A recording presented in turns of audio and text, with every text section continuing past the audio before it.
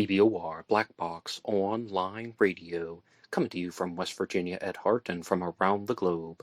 In this episode, I will be discussing the return of the Zodiac Killer Channel's Interview with the Experts series, evaluating the suspects at the Lake Herman Road murders, and looking at a new angle of the Santa Rosa hitchhiker slayings. But first, I would like to share some Zodiac Killer news with you. Firstly, giving a shout out to Jerome from the French Wrecking Crew once again. He has uploaded a lot of Zodiac Killer videos on his channel. One more time, the French Wrecking Crew. Last weekend, I was watching one that was under the name of just the Zodiac Killer, but it looked like an episode from the Paramount Network. I was recognizing some of their backgrounds, and it featured a lot of commentary discussing some of the more famous Zodiac Killer suspects, such as Lawrence Kane and Arthur Lee Allen. And also, there is a new series of videos that is out on Ray Grant's YouTube channel. Ray Grant is the author of Zodiac Killer Solved, as well as the novel Zodiac Killer Dreams, and he was also the most recent guest on BlackBoxOnlineRadio for the Friday segment. And Ray Grant has done episodes on the Riverside murder of Sherry Jo Bates, the Lake Herman Road murders, the Blue Rock Springs shooting, Lake Berryessa, the Presidio Heights shooting, and he also did an explanation that he shared his explanation as to how his theory works, more or less the idea that the Zodiac murders of 1968 and 69, actually going all the way back to 1966 to 69, were a conceptual art project that was conceived by an individual named Berta Margulies, and that three other people were incorporated into the Zodiac murders, and they were Hugh Penn, Gareth Penn, and Michael O'Hare. Michael O'Hare was the son of Berta Margulies. But Ray Grant has made an enormous amount of claims on his YouTube channel.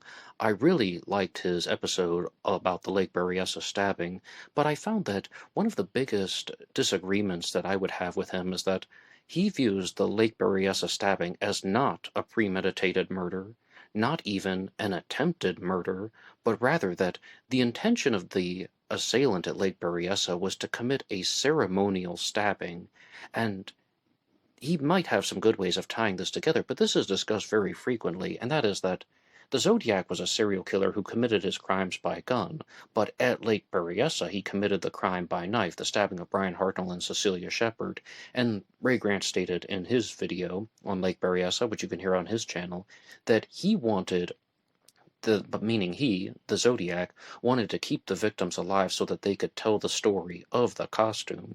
But what happened was, Brian Hartnell, the male victim, more or less played dead or just went limp, and he was stabbed by the killer in the back. The killer wasn't even trying to hit major organs, but with Cecilia Shepard, she was thrashing about, so it was impossible for the killer to make non-lethal stab wounds, and that she was actually stabbed more times. She was stabbed 10 times. And this ultimately led to her death because as she's moving about, the killer cannot even make any type of direct motion, and it was just rough, and it became a little bit uncalculated.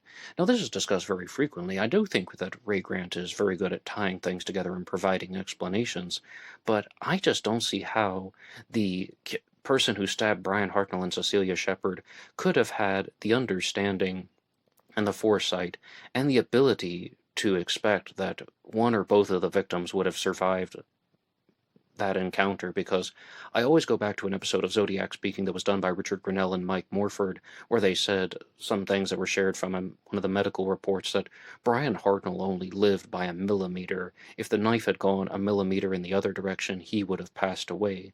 But if you would like to hear Ray Grant's explanations, they're very, very detailed, and he has definitely been putting me to work, because his explanations for how and why the Zodiac conceptual art project was created are in a 3-hour presentation that is available on his channel.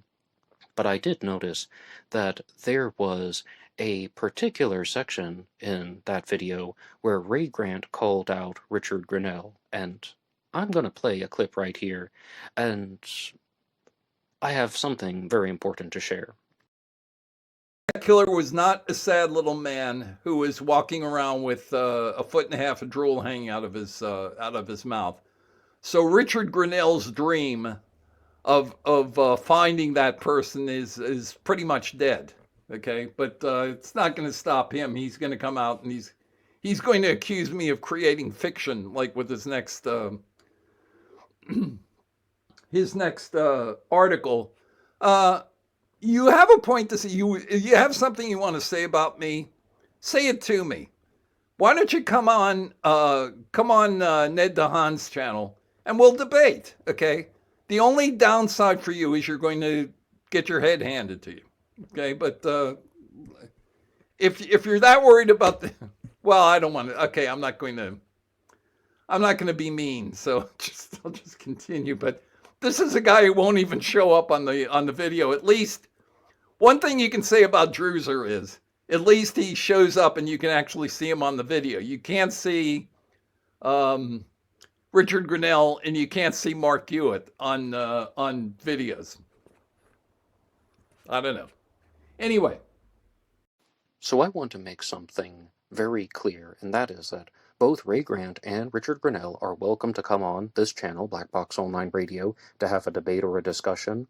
But I think that there's something a little bit more pressing to Ray Grant's attention, and that relates to a comment that was written on my most recent interview with him, which is called Ray Grant and Ned DeHaan Talk True Crime. We were talking about the Zodiac Killer, but a lot of other true crime stories. That's why it has that title. And that comment came to us from Ross from Planet X Filmworks. And firstly, as I said, Ray Grant and Richard Grinnell can come on Black Box Online Radio. However, Ross has also launched the Zodiac Killer Debate Files, so he's already running a debate program on his channel, and I think that that would be a very suitable place to do the debate. I mean, I'm fine participating, and I'll share some more things about participating in just a second. But Ross's comment relates to something that Ray Grant said about the Riverside murder of Sherry Jo Bates. Sherry Jo Bates was murdered on October 30th of 1966 outside of the RCC Library in Riverside, California.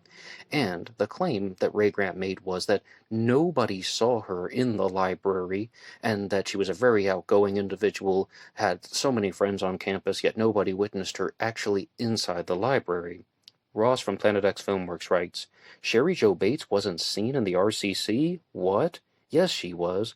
A Mexican-American student saw her writing in her notebook. Get it together, Ray Grift. The report of Sherry's car being followed isn't confirmed, by the way. Ray sprinkles some dressing on this timeline. I'm just gonna say it.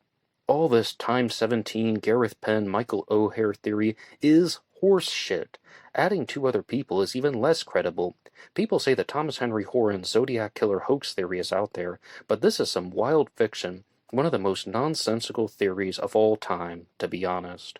So, firstly, before Ray Grant has any discussion with Richard Grinnell, I think that Ross from Planet X Filmworks is looking to get in the ring with him. And as stated, Ross Gerasi from Planet X Filmworks hosts the Zodiac Killer Debate Files. If he wants to do it on his channel, I will gladly step in as a guest moderator. We might kind of do things a little bit according to my playbook in some ways, but he has hosted debates with Druser and Drew Beeson and Thomas Henry Horan. Now, I mean, I think that that would be one where not only the sparks are going to be flying, but people like Ross and Ray Grant are going to be at absolute opposite ends of the Zodiac Killer discussion spectrum, so I will be encouraging that one, if you will. But I also need to touch upon something that Ray Grant shared in that little video clip that I played, and that relates to Richard Grinnell not appearing on camera, and he said Mark Hewitt's also not appearing on camera. If anybody wants to come on Black Box Online Radio for an interview or debates or discussions, if anyone wants to appear on my channel, it is not required that they show their face in any way. I'm going to be doing interviews on camera, and sometimes the guest will not be seen on camera. I've already done one of those that will be released later this week. So that is absolutely not required. Interestingly, though, to say that Mark Hewitt never appears on camera, Mark Hewitt is the author of Hunted, Profiled, and Exposed, 3 books about the Zodiac Killer. He also has a book out about Charles Manson called Charles Manson Behind Bars. So Mark Hewitt was the first person to do the Zodiac Killer channel's Interview with the Expert series on camera, but we just didn't use the footage because that's a podcast that has cityscape backgrounds, and it's about the audio, very well edited by Steve over at the Zodiac Killer channel. But he did do that one on camera for us. We just didn't use the footage. Druser, the most recent guest on the Zodiac Killer channel, also appeared on camera. We just didn't use the footage because it's done in the podcast tradition. And there's a lot to say about the Zodiac Killer channel in just a second, but I want to remind you guys that if you like listening to Zodiac Monday and the Zodiac Killer News Report, you can hit the like button and subscribe. It really helps out the channel. You can also go through some links in the description box. One of them is for BuyMeACoffee.com. BuyMeACoffee.com/BlackBoxNed88. That allows you to make a donation or contribution to support the show. But I want to share something bigger with you, and that is that this episode is brought to you by Capital One. The Capital One Quicksilver card allows you to get $200 cash back as a sign-on bonus. If you spend $500 within the first 3 months, it's very easy. You just use that as your main card for the duration of the time. I've done this. This is real. And this is just like getting free money handed to you. I cannot recommend this stuff enough. And there is a link in the description box as well as one that is going to be placed with the quick reference. I mean, if you want just the cashback money and you don't have a Capital One card yet, please feel free to click the link. It is a very good opportunity. And I do mean that. I use these things because my first year I was like, what? You just get $200 more or less handed to you? Let's see how many I can do. And I did it with the Capital One Quicksilver, Visa, a Citibank MasterCard, and American Express. I was like, well, why not just do it over and over and over again? The Capital One Quicksilver is a great card, and the link is in the description box and pinned down below. But back to the Zodiac Killer channel.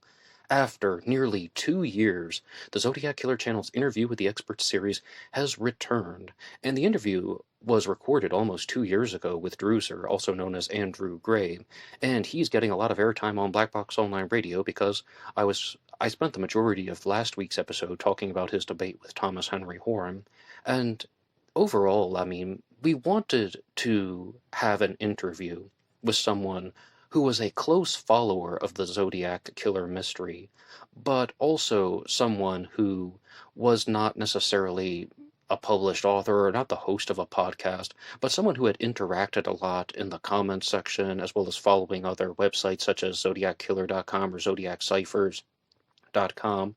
And I mean, Druser quickly came to the top of the list.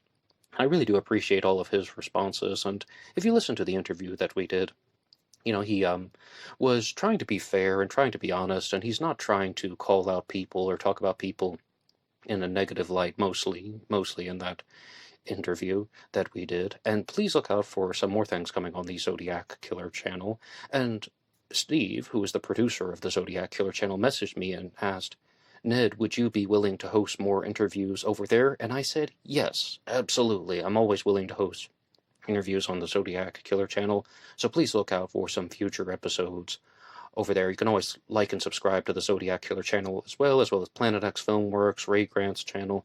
Lots of true crime and Zodiac Killer content going around. But on that note, in a recent episode I talked about how Steve Hodel has released his book Black Dahlia Avenger 4. And Steve Hodel is perhaps the largest supporter of the Zodiac Black Dahlia connection. And once again, Andrew Gray getting lots of airtime. Andrew Gray is the producer of the Citizen Detective podcast. And the Citizen Detective podcast did a recent episode on the Black Dahlia, and it features Mike Morford of ZodiacKiller.net as well as his co-hosts Lee and Alex, and they were discussing the Black Dahlia case. And they're going through the Black Dahlia murder step by step. And Mike Morford brought up a point that was more or less dismissed by his co-hosts, Alex and Lee, when he said that Steve Hodel has put out his Black Dahlia Avenger series, but in the Zodiac Killer world, Steve Hodel has made an enormous amount of claims that are not reputable or they're not even extremely defendable, and that should call his credibility into question. I'm paraphrasing, but more or less the two co-hosts were just saying, oh, well, you know, he has access to all of the case files, he has access to the information about the Black Dahlia case.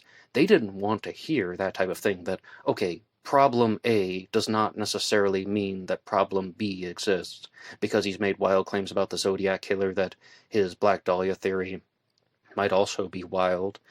But I don't think they should have dismissed Mike Morford for saying that, because this is not something about problem A versus problem B. This is calling in to question the thought process and the decision-making skills of the person who is involved with the creation of this true crime theory. And you always have to wonder if some people get caught up a little bit with the media spotlight too much.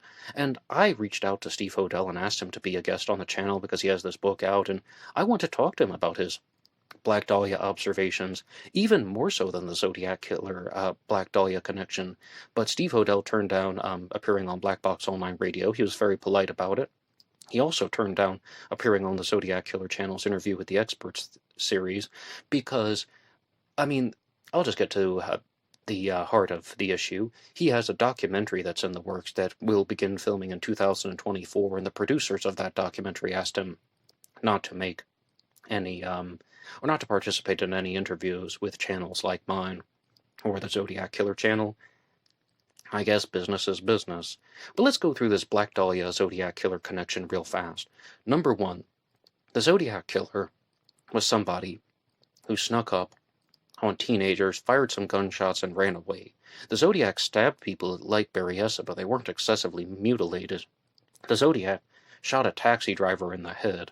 The Zodiac may have murdered Sherry Jo Bates, although I don't think that he did, stabbing a Riverside student outside of a library. But with the Black Dahlia case, some of the info that was shared in the Citizen Detective podcast episode, again hosted by Mike Morford and also produced by Andrew Gray, stated that Elizabeth Short was the Black Dahlia victim. She was assaulted in the anus, and it's possible that the killer forced her to eat manure fertilizer prior to her death. I mean, when they're going through the medical reports and they're talking about this, I mean, they have reasons why they suspect that. Absolutely not like the Zodiac Killer. And Lee, whom I've been discussing from the Citizen Detective podcast, is actually Dr. Lee Meller. He is a criminologist, and he created a profile for the Black Dahlia Killer, the Black Dahlia Avenger, and he spent about 3 years closely examining the Black Dahlia case. And I really thought that it was rather interesting because, number one, he estimated that the murder of the Black Dahlia was perhaps not older than 24. It's possible late 20s or early 30s, but he expected 24 or younger. Caucasian male, or light-skinned Hispanic, and someone who would be very good with women, someone who would have the ability to go to a bar and start saying some charming things to a woman, and that's how he thinks that the Black Dahlia, Elizabeth Short, was actually lured to the home of the place where she was murdered, the home of the killer, and she possibly could have been murdered in a bathtub. And Alex, one of the co-hosts of the Citizen Detective podcast, talked about how Elizabeth Short was bisected, cut in half, and the reason why this could have been done would be to drain the blood in the body. And Mike Morford asked a very interesting question. Well, why do that at all? And number one, it could have been done as part of a twisted art project. I mean, we talked about conceptual art. This could have been a surrealist art project. But what Alex said was, more or less, cutting the body in half, separating it in a bathtub, would just allow the blood to drain out, and it would be much less of a mess trying to transport the body to the dump site where Elizabeth Short was found. And practicality as opposed to some type of sinister form of surrealist art. But this whole concept of how someone would be mid-20s, maybe early 30s, and I've said for a very long time that Steve Hodel's Zodiac Black Dahlia suspect, George Hodel, I mean, that's his father. His father, George Hodel, is accused of being both the Zodiac Killer and the Black Dahlia Avenger in his theory. Well, George Hodel would not have been in his early to mid-20s when he was at the time of the Black Dahlia murder. He was born in 1907, and it was prior to his 40th birthday, but he would have been 39 years old. Now, psychological profiles are not a perfect science, but more or less they have reasons why they are composing these. And, I mean, it's possible that somebody like George Hodel murdered the Black Dahlia. I've always thought that he was a very strong suspect, and Steve Hodel recently played a video of Stephen Kay, a prosecutor who was more famous for the Manson family trial, talking about how he believed that George Hodel was the Black Dahlia Avenger.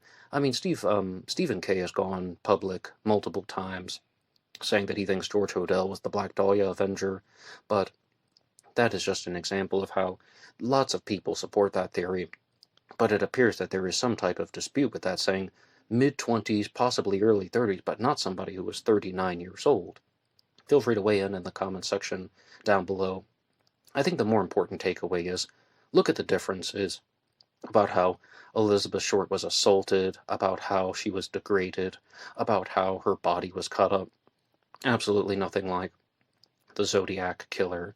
But in terms of challenge questions that I can ask to you guys in the audience, the first one comes to us from Ray Grant, and it's something that I was discussing on our most recent interview that we did. And Ray Grant has a Zodiac killer suspect named Michael O'Hare. He is one of the 4 participants in the Zodiac project, and he believes that Michael O'Hare was the trigger man. And Ray Grant did something where he mailed multiple copies of his book identifying Michael O'Hare by name as the Zodiac killer to Michael O'Hare's colleagues and people at his place of employment, his university. And then the next year, Michael O'Hare moved universities and moved all the way across the country to California, where he more or less settled at the University of California at Berkeley. And I asked Ray Grant this during the interview, do you think that that was an ethical thing to do? And we started talking about how Mike Morford had brought up a new Zodiac killer suspect within the last 2 years named William McDuff Andrew McDuff, and I want to be very clear about something. I completely supported Mike Morford for talking about McDuff as a suspect, even though McDuff's family would hear about it, even though his widow would listen to it, and she said she absolutely did not like hearing about how her late husband was a Zodiac killer suspect. But I completely understood what Morph was doing. If this guy's genuinely a serial killer who got away with it, he needs to be investigated. And my challenge question to you is, do you believe that Ray Grant did something that was moral or ethical by mailing copies of his book to Michael O'Hare's colleagues? Because the difference is, number one, Michael O'Hare was currently alive. Number two, this was affecting his life for crimes that he was not charged with. Now, Ray Grant genuinely believes that Michael O'Hare was the Zodiac killer. This does appear to be something that he is not just putting time into because he thinks it's an interesting challenge question. He genuinely believes that this person committed these homicides and got away with it. And Ray Grant has also talked about how one of the motivations for this is he wants Michael O'Hare to make a public statement about him so that Ray Grant can sue him. And if he sues him, then the first thing that he's going to do is ask for Michael O'Hare's fingerprints and try to see if there could be some way somehow to make a type of forensic connection. Now, I mean, I'm just putting that challenge question out there. That's one of them. And I follow a lot of other true crime cases. As I said, I was talking about the Citizen Detective podcast and the Black Dahlia, although that is Zodiac related because of multiple suspects have been accused of being both the Black Dahlia Avenger and the Zodiac Killer. But you guys know that I'm a big fan of podcast Crime After Crime. It was a show that ran for 5 years, from 2018 to 2023, and it was hosted by John Lorden and Danielle Hallen. Both of them run their own YouTube channels. John Lorden and Mike Morford actually worked together on the show 3 Men and a Mystery, and Danielle Hallen has a much larger audience than John Lorden, and I was just reading about the show Crime After Crime, and somebody wrote this out on a website called Guru Gossiper, a website that I had never heard of before. And it says, the biggest thing that pisses me off about Danielle Hallen is that at the end of most of her videos, she says, "Thank you for taking the time to hear the victim's story." Thank you for taking the time to hear the victim's story. She doesn't know this person, she can't speak for them, and she has no right to say that some video she's thrown together consisting of a few pages of her own research and her own opinions equals to the victim's story. Do you agree or disagree with that statement? I more or less disagree completely, because when somebody is telling or saying a line like that at the end of the video, what I expect she's trying to do is to be respectful and trying to make it clear that they aren't things simply that she's thinking about in her own mind, that it's more about trying to tell the facts of the case, number one, making it clear that it's not someone who's directly connected to her personal life, and this is something that's relevant to other people's lives. And also, it's just to be a little bit more humanizing. And I know what the person's trying to do. They're trying to be like, what right do you have to say that you can tell somebody else's story? You weren't there. You haven't experienced this stuff. You just make one video a week that's going to be talking about something that you haven't dealt with firsthand. And in the true crime world, we do have to explore these challenge questions. But at the same time, there are people who are just trying to bring a lot of exposure to cases, and I know that the channels that are much larger than Black Box Online Radio, like John Lorden's Lord Nard's channel and Daniel Hallen's channel, have a lot of interaction with the victims' families. And I mean, I get this stuff on BBOR. Like, someone will find an old black box recording from years ago, and they will just say, hey, that person was my uncle. Hey, that person was my neighbor. I went to high school with that girl. Thank you for talking about them in a positive light. And I really just think that Daniel Hallen is trying to be respectful by saying that. But do you agree or disagree with that statement, that somebody does not have the right to truly tell the victim's story? Or do you think that that's an unfair thing to say? Thank you for taking the time to hear the victim's stories. No right or wrong answers. Discuss it in the comment section down below. Now, moving on to the next segment here. First, I would like to give a shout out to S.W. Simpson, also known as Mr. Sean from New Zealand. And Mr. Sean sent me something about a recent interview that I did with Adam Ivester talking about John Parr Cox as a Zodiac killer suspect. And Sean actually provided a transcript of something that I had said on a previous Zodiac Monday. And this is actually a quote that was, said by me. These are my words from a previous episode. I had a very brief moment when I was thinking, maybe, just maybe, this guy Adam Ivester has found the Zodiac killer. Maybe this is actually the guy, because Adam is using all types of outside-of-the-box thinking, all types of outside-of-the-box research methods. And Sean is encouraging me to take a closer look at John Parr Cox as a Zodiac killer suspect. Adam has built a really interesting circumstantial case about his Zodiac killer suspect, John Parr Cox, but I still have to look at the biometric parameters. He was 50 years old, 6'4", 245 pounds. He was actually 6'5", but lost an inch of his height because of back surgery. I cite Adam as the source of all of this material. But Adam has a book recommendation for us. Again, this is coming from Adam Ivester and his YouTube channel. He recommends the book Parr Terminal, 50 Years of Industry on the Richmond Waterfront, which is more or less something that it's a story from John Parr Cox as told to Judith K. Dunning. And it's an interview that Adam cites very frequently, but he says that the interview is about 8 hours long, but that means it could definitely be condensed into a book form, and it has been condensed into a book form.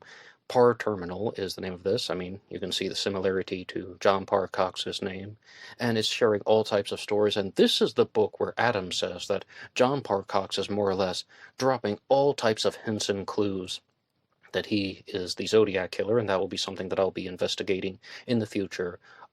I absolutely have not closed the door on John Parr Cox as a Zodiac suspect, and I heard this in a documentary. I think it was called The Daughter from Da Nang. Don't quote me on that one. It's been years since I've seen that, but I remember the quotation when she said, sometimes you can close the door, but you haven't locked it. Meaning that, you can always go back and revisit a suspect.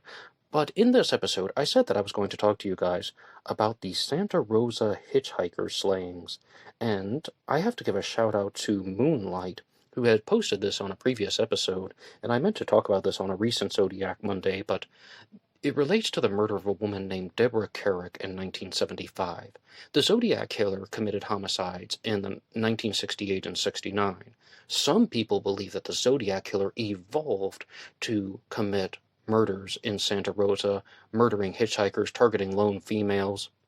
And one person who is a big supporter of this theory is Thomas Henry Horan, who is the author of The Myth of the Zodiac Killer. His Zodiac suspect for the Lake Berryessa stabbing is named Dennis Land. And in a recent episode on Planet X Filmworks, he talked about how it could be a combination of Leonard Lake and Dennis Land was more or less an an assistant assailant. But in his book, The Myth of the Zodiac Killer, he states very clearly that he believes that Dennis Land was the Santa Rosa hitchhiker slayer, and Arthur Lee Allen has also been accused of this by Robert Graysmith. And when you read Zodiac Unmasked by Robert Graysmith, more or less it says that he looks at Arthur Lee Allen very closely as a Zodiac Santa Rosa hitchhiker slayer suspect, a Zodiac Santa Rosa connection. Arthur Lee Allen did have a trailer in Santa Rosa, but I mean, I think Graysmith's work was definitely more focused on Riverside and the Zodiac murders in the Bay Area, and Kathleen Johns as well. But there was a murder that took place in 1975, as previously stated. Her name was Deborah Kerrick, and I would like to go to the Arizona Daily Sun. Deborah Kerrick was 21 years old, and she passed through northern Arizona on her way from Maryland to California for a friend's wedding. Her body was found on Highway 64 between Cameron and the Grand Canyon National Park on September 9th of 1975. And I really meant to discuss this case earlier because some of you might be wondering, well, what on earth are you talking about? You said you were going to talk about the Santa Rosa hitchhiker slayings, Arizona, Maryland to California. Deborah Kerrick died from blunt force trauma to the head. Her ID and other belongings were found at an intersection in Santa Rosa, California, before her body was even found. Okay, firstly, it's not uncommon for murderers to take items that belong to a victim and then scatter them in various places. I mean, we even see some of this in the murder of Joan Webster, who's another possible Zodiac victim, that her items are moved around in various parts of the Northeast, for example, but this is in the western part of the United States. And I've done a standalone episode on the murder of Kim Wendy Allen, who was perhaps the most famous victim in the Santa Rosa hitchhiker slayings. Another famous one is Jeanette Kamahele. But with the story of Deborah Kerrick, I mean, firstly, I'm going to be very clear about this. I think that there's a very big reason to suspect the Santa Rosa hitchhiker slayer, even if the victim was in Arizona. You guys know that I'm horribly skeptical about the Zodiac connections outside of the Bay Area. When people are like, hey, what do you think about this crime that took place in Colorado or something? I'm like, no, I don't think that's the Zodiac killer. I've not seen any definitive evidence that the Zodiac operated outside of the Bay Area. With this story, I think that the Santa Rosa hitchhiker slayer might not be the same person as the Zodiac, the way that some people like Graysmith and Horan were theorizing. But overall, I mean, let's just read on. I think there's a high chance this could be connected. Deborah Kerrick, age 21, went traveling west from Maryland to California for a friend's wedding. On the way, she visited the national parks. She planned to ride the bus and hitchhike. When she returned, she planned to enlist in the U.S. Air Force. She never made it to California. Her body was found on September 9th of 1975 off of Highway 64 between Cameron and Grand Canyon National Park. She died from blunt force trauma to the head. Obviously, she trusted the wrong person, said Joe Sumner, a volunteer investigator for the Coconino County Sheriff's Office Cold Case Unit. The Cold Case Unit is currently trying to unsolve the 40-year-old cold cases, and they have numerous other ones that need to be investigated as well. In the county, like Kerrick, Sumner, who retired from the National Park Service in 2007 as a criminal investigator, came onto the Cold Case Unit in 2008. Before her body was even discovered, her ID and other belongings were found at an intersection in Santa Rosa, Sumner said. The location, was well known to California investigators, and it was the site of body dumps of 4 other women who were murdered, and they're all still unsolved, Sumner added. In 1975, a number of serial killers were on the loose on the West Coast and operating into Arizona. Serial killer Ted Bundy was not active at this time because he was already in jail. Also unusual for the case that there was another homicide reported on August 18th of 1975, the day Kerrick was supposed to travel from Flagstaff to the Grand Canyon, Sumner said. A young man had been killed for his vehicle on Highway 180, which is a route to Grand Canyon. 2 suspects were arrested and eventually convicted of the killing. Over the years, the duo made statements admitting to and recanting being involved in Kerrick's death. Investigators were never able to tie the 2 murders together. However, whoever killed Kerrick appears to have made a circuit from Flagstaff to California, Colorado, Albuquerque, New Mexico, and everything in between, Sumner said. Several people were looked into as suspects. Investigators worked hard on connecting William F. Zamastil to the case.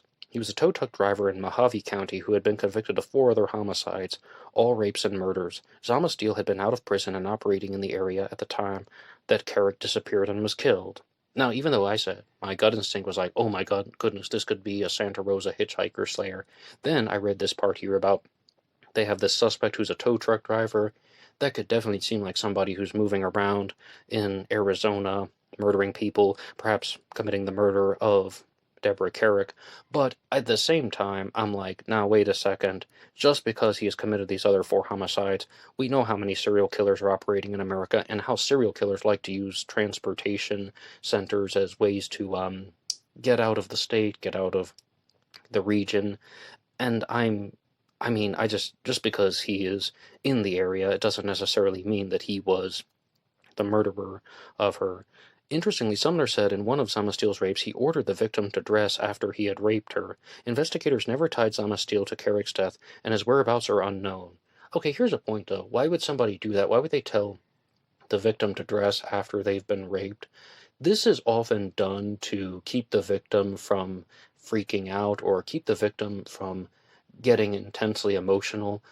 In other stories that I've watched on programs like Dateline, one victim was told to take a shower while the victim wasn't even looking. Like the perpetrator turned his head away and told the victim to shower because, firstly, that destroys evidence, but also it makes her less emotional. Again, that would be somebody who's not trying to murder the victim, but instead they just want to keep them alive, but they don't want to deal with any type of intensity of an emotional outburst.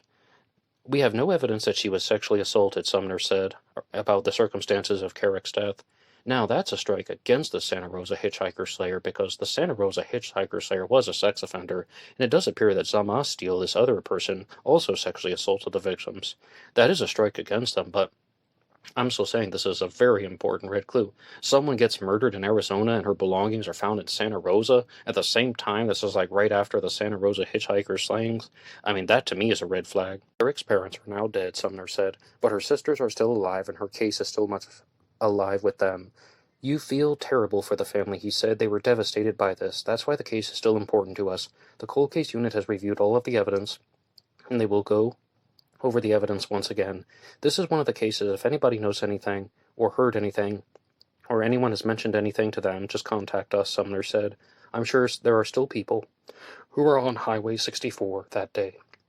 Yes, I believe so too, and I don't know if anyone would be listening to Black Box Online Radio, but if anybody did, then they can contact the authorities in Arizona. But I briefly mentioned Thomas Henry Horn, and he is the supporter of the Zodiac hoax theory. The idea that the murders that took place in 68 and 69, as well as more or less all of the murders, were mostly unconnected. Maybe Lake Berryessa and the Stein murder have somewhat of a connection in his theory. But with the Lake Herman Road murders, he has focused in on 2 particular individuals as suspects, and they are David Walliott and his cousin, Russell Rustyott. Rusty, of course, being his nickname. And with these 2 people, they are accused of shooting David Faraday and Betty Lou Jensen. The Zodiac Killer's first confirmed crimes were the Lake Herman Road murders, which took place on December 20th of 1968. David and Betty Lou were shot outside of a car on Lake Herman Road. Their bodies were found close to the vehicle. It appeared that Betty Lou had tried to run for some reason. David Faraday was shot behind the ear, and he was shot execution style, but Betty Lou actually died first, from what I recall. And the reason why that there are suspects such as David Ott and Rusty Ott is because they were connected to the drug trade. And this is explored a lot in the book, The Myth of the Zodiac Killer, talking about how David Ott was he was an informant for law enforcement because there was the murder of another individual that took place, and his name was Mervyn Leroy, if my memory serves correctly, and David Ott did not get prosecuted for that because he was underage, so he turned informer, as Snow would say, and he was someone who would be involved with like minor drugs busts. Like people buy drugs from him later on, shortly after they get busted, and sting operations and so on. Again, I'm only citing the Myth of the Zodiac Killer for this.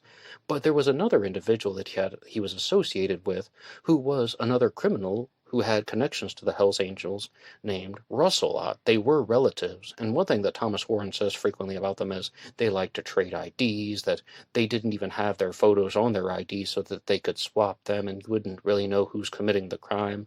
But in Thomas Warren's book, he zones in very clearly on David Ott being the suspect, because he said that David Ott had a condition called acromegaly, the more or less where people are just start growing excessively. I don't mean to minimize what that condition really is, but that he is very large, and he had the nickname Big Red, and two jailhouse informants came forward and said Big Red committed those murders on Lake Herman Road. In his most recent debate with Druser on Planet X Filmworks, he said that he was going with the suspect Russell Ott. Rusty Ott was recently convicted of criminal enterprises and racketeering, and there is an article about him from CBS Bay Area. This is actually available on CBSNews.com in the Bay Area section, and it talks about the arrest of Russell Ott. And again, I first learned about this in 2023 when I interviewed Thomas Warren for the first time, and he was saying that Russell Ott was currently awaiting trial for racketeering charges. And I was like, what? Even in 2020? We're talking about stuff from 50 years ago? He's like, yep, even so. And there's a reason for that. I promise we're going to tie this all in together. San Francisco, for a second time, a federal jury has found members of the Sonoma County Charter of the Hells Angels guilty of racketeering conspiracy, murder conspiracy, and related crimes. The verdicts came following a 2-month trial last week when a federal jury found Raymond Folks, a.k.a. Ray Ray, and Christopher Ranieri, a.k.a. Rain Man. Ray Ray and Rain Man, you guys couldn't get better nicknames than that? A laundry list of charges according to the U.S. Attorney Ismail J. Ramsey. A third defendant, Brian Burke, was acquitted of a single count of witness intimidation. With Thursday's jury verdict, 9 of the 11 defendants, one of whom is now deceased, have been convicted of crimes related to the Hells Angels, 5 by jury verdicts. The convicted defendants include 5 former presidents of 3 Hells Angels charters, Sonoma County, Fresno, and Salem. And Salem is actually not even in California, it says. The first trial in 2002 centered on the murder of former members Joel Silva, a.k.a. Doughboy. The jury convicted Jonathan Nelson, a.k.a. John John, of Santa Rosa, Brian Wayne Went, and Russell Taylor Ott, also known as Rusty, of Santa Rosa, each of whom played a role in carrying out the July 15th murder of Silva, July 15th of 2014, excuse me. And again, this is an article that was posted earlier this year talking about how Russell Ott is 69 years old, and going back 54 years, he would have been only about 15 years old at the time of the Lake Herman Road murders. And can I share something very honest with you guys? Number one, there is no age to be a killer. Absolutely, we have teenagers who commit murders, and teenagers who could shoot other teenagers. But I just don't believe that a 15-year-old committed the murders of David Faraday and Betty Lou Jensen. Russell Ott is, again, 69 in 2023, would have been 15, roughly, at the time of the Lake Herman Road murders. I just think that the killer appears to be a little bit more organized, a little bit older. And look at all of the Zodiac letters and how the Zodiac talks about the murders of David Faraday and Betty Lou Jensen, taping the pencil flashlight to the gun. And this is all stuff coming from Mike Rodelli and Richard Walter, by the way, when it shows that this is someone who is not just some type of low-life criminal thug, but someone who actually has the awareness to make notes of things like the boy has his feet to the car, the girl has his feet to the west, and paying attention to how many shots were fired. And this is someone who is very organized. And I don't know about you guys, when I was 15, I didn't have an ounce of mental organization. I was as scatterbrained as could be. Now, Russell Ott and I are different people, but I just don't believe that a 15-year-old committed the murders of David Faraday and Betty Lou Jensen. And yes, there are some complicated reasons why Thomas Warren believes that one of the Ott brothers did this, and they're not really brothers, they're cousins actually, but they are sometimes called the Ott brothers, why David or Russell committed this crime. But do you think that a 15-year-old murdered David Faraday and Betty Lou Jensen, someone who would have been younger than they were? What is your response? Moving on to the next segment here on Black Box Online Radio, I would like to give a shout out to Tom Bleeker, who is the author of the book Diane Linkletter, A Princess Wrongly Accused. Back in 2022, I did a 3-part series on this channel about the Zodiac killer Linkletter connection. And in 2020, I also did another 3-part series about Robert Linkletter as a Zodiac killer suspect. And the second one in there is just called The Suicide of Diane Linkletter. And that was the first time on the channel where I really began to explore this web of true crime stories that are connected to the Zodiac killer mystery. And again, Tom Bleecker is the author of the book on Diane Linkletter, and he is her former fiancé. And Diane Linkletter was 20 years old when she passed away. When she was 18, she was briefly engaged to Tom Bleecker. And he wrote in, well, one time he wrote into the channel, and I asked him if he would like to be a guest on the show, because in 2022, I did the book discussion on A Princess Wrongly Accused, and I incorporated it into the Zodiac theory involving Robert Linkletter, her brother. Robert Linkletter was the suspect of Mae Brussel. He was someone who was described as a type of oddball individual. He would frequently change his hairstyle and his facial hair. He would wear different types of wigs. Again, so this informant who came forward and said that he did all of these things. And Robert Linkletter was somebody who also had all of the dates of Zodiac activity ending right before his birthday on October 15th, which was 4 days after the murder of Paul Stein. So there's a way to analyze the timeline.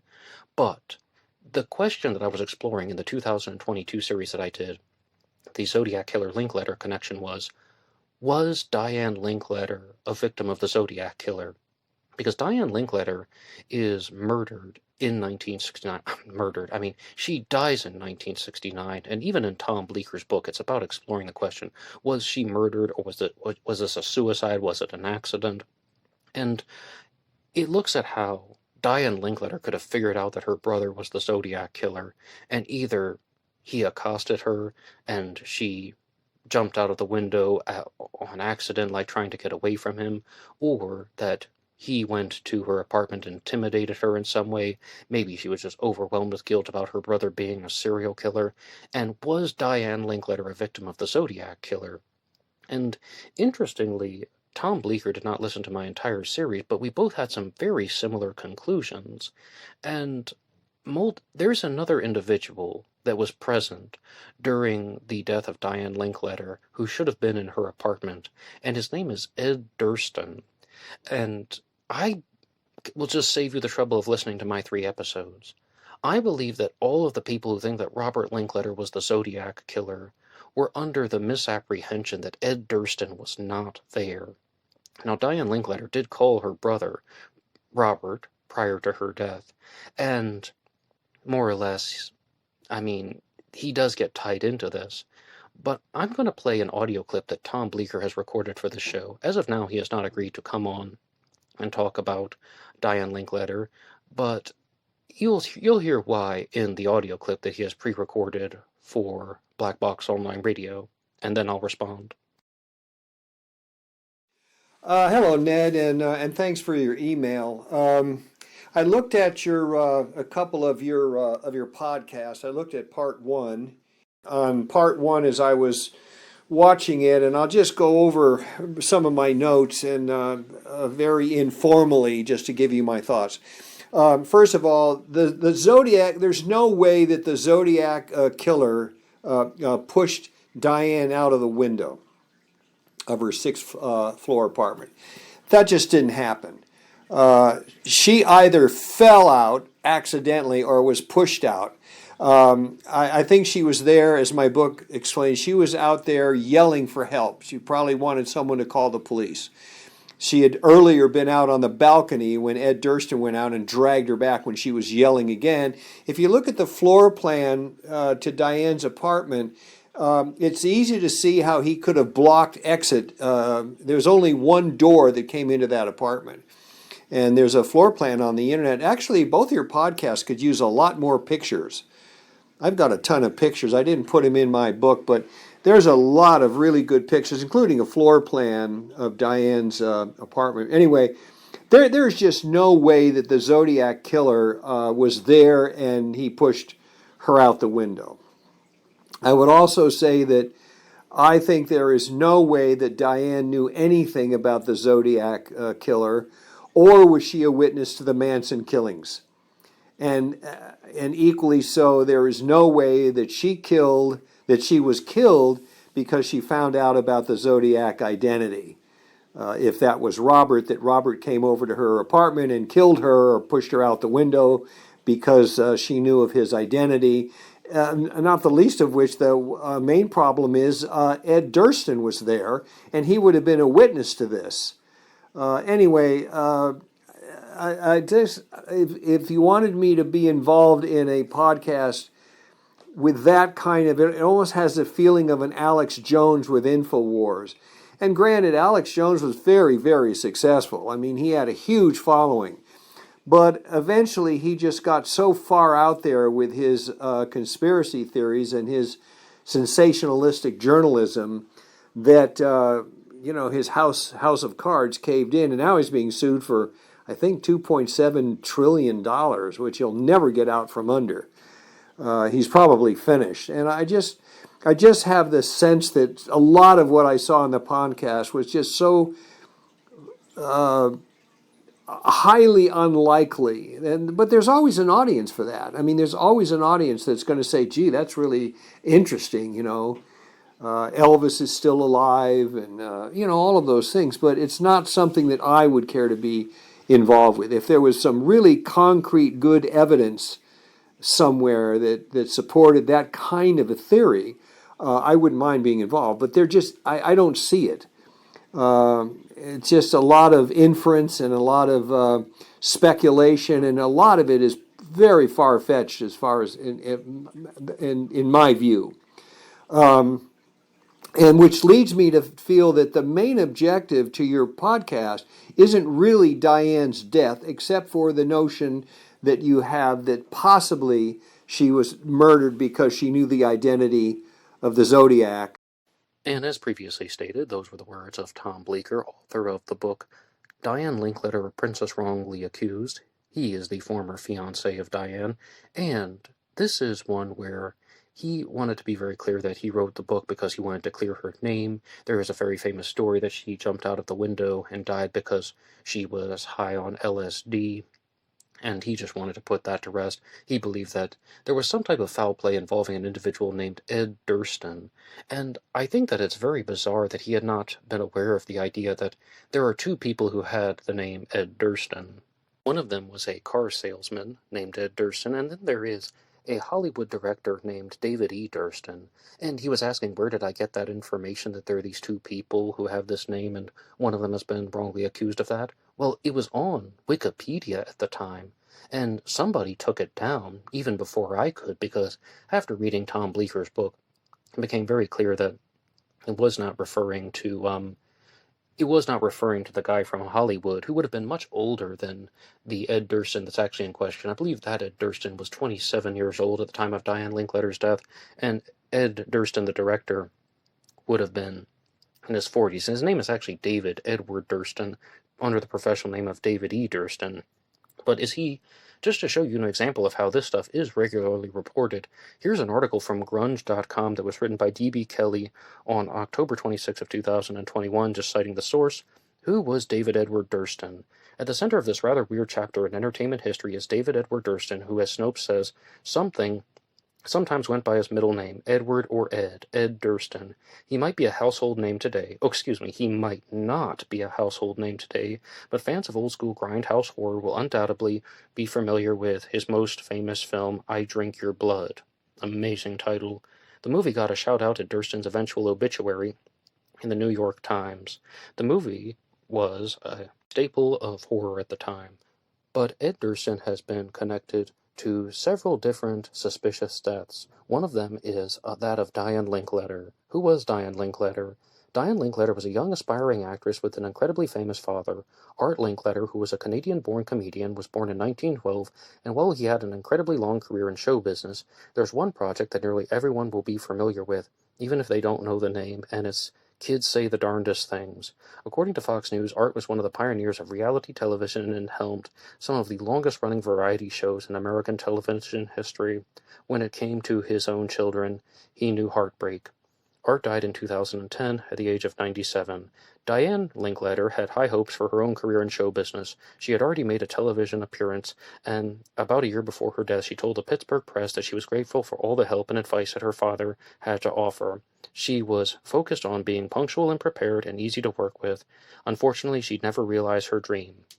Yes, Diane Linkletter died in 1969 during the heart of Zodiac activity, but as Tom Bleecker said, and as I say, I don't believe that the Zodiac had anything to do with this. I don't believe that Robert Linkletter was the Zodiac killer. What Tom Bleecker has proposed is actually somewhat of a more plausible alternative, and that is that Diane was being accosted by somebody named Ed Durston. Again, this is 27-year-old Ed Durston, the car salesman, not this Hollywood director, if I recall correctly, and I can always read the book again, and I'm still corresponding with Tom Bleecker. He has sent me a bunch of information about Diane Linkletter, and we're really looking at doing something that will be focusing on that one in a different light as opposed to the Zodiac connection.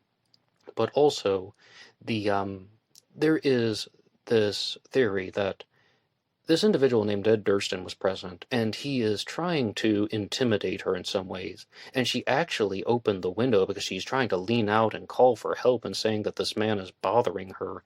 And then she fell out, more or less, and that it was all an accident. I am usually on the skeptical side, so I agree with Tom Bleecker for now. And also, he knew Diane Linkletter personally, intimately, and was very close to her.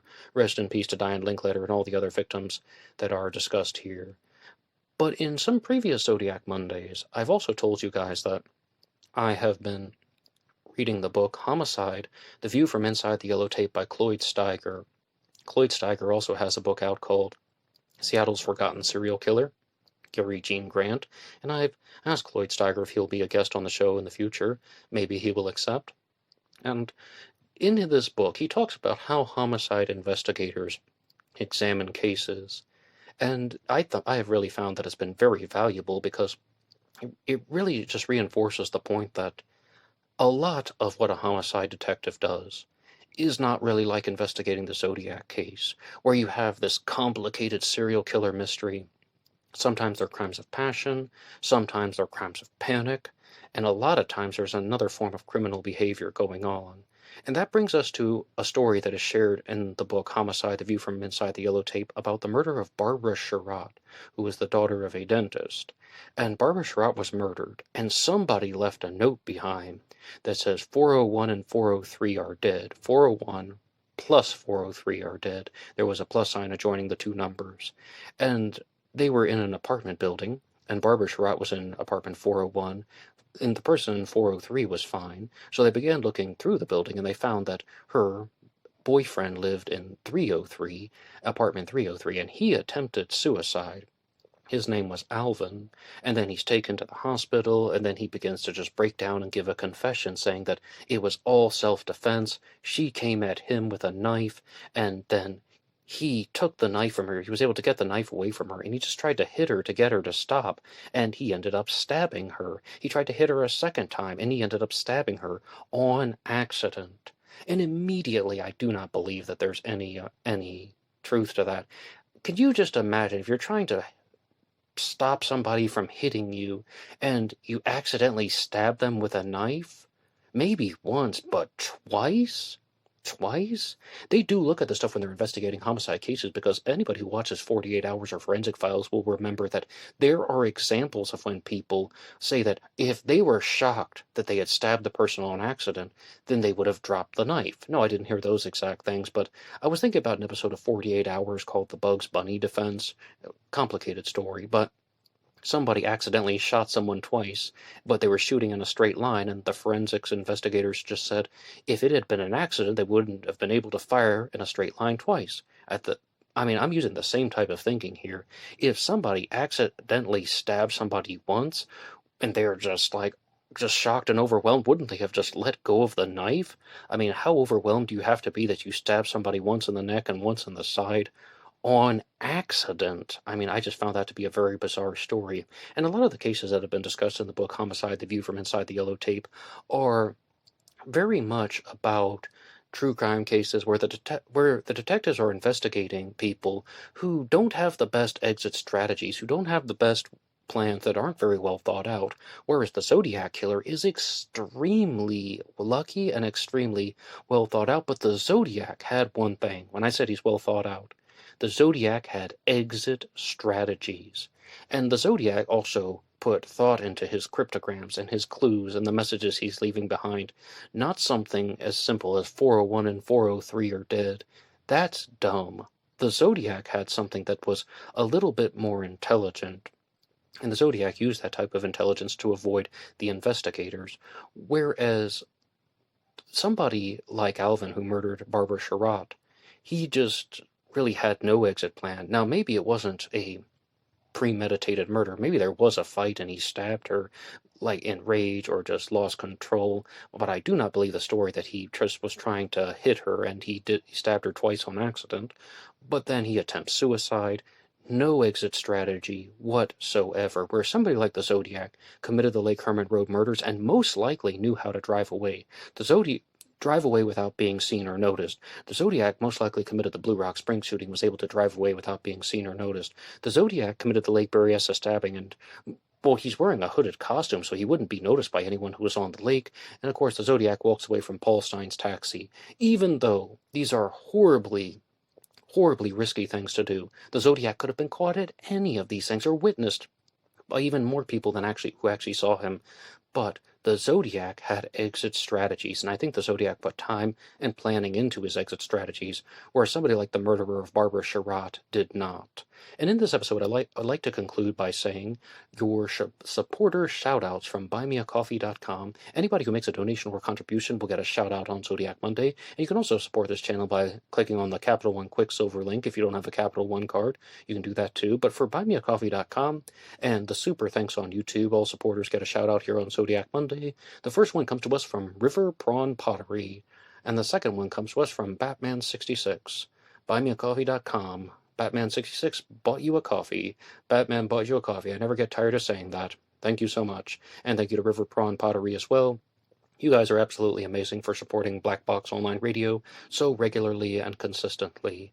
And that will be all for me now. Anybody can write the show at blackboxonlineradio at AOL.com. You can also get me on Facebook. My personal Facebook is in the description box. And there's always BlackBoxNed88 on Instagram. And one final concluding note is, I've been in contact with a lot of people who are going to come on the show. Some people I've contacted on my own time. Other people have contacted me and asked to be guests on the show. And I'm trying to put out episodes 5 days a week. You can start your day with some true crime talk radio. And also, there are going to be episodes coming out on Wednesdays for the foreseeable future. And I'm going to try my best to get those things out. And I'm going to be in touch with some people about Jack the Ripper stories, because Wednesday used to be Ripper Wednesday, and Tuesday was just supposed to be about serial killers. And what happened was, I was trying to keep Friday for Zodiac interviews, and mostly it still will be, but Tuesdays and Wednesdays, please look out for all types of other true crime interviews here on Black Box Online Radio. And if you're curious about these true crime stories, you can make recommendations. Is there a guest you would like on the program? Put your ideas in the comment section down below. You can also send them to me at Facebook, Instagram, or the email blackboxonlineradio at AOL.com, and I will see you over on Instagram. Goodbye.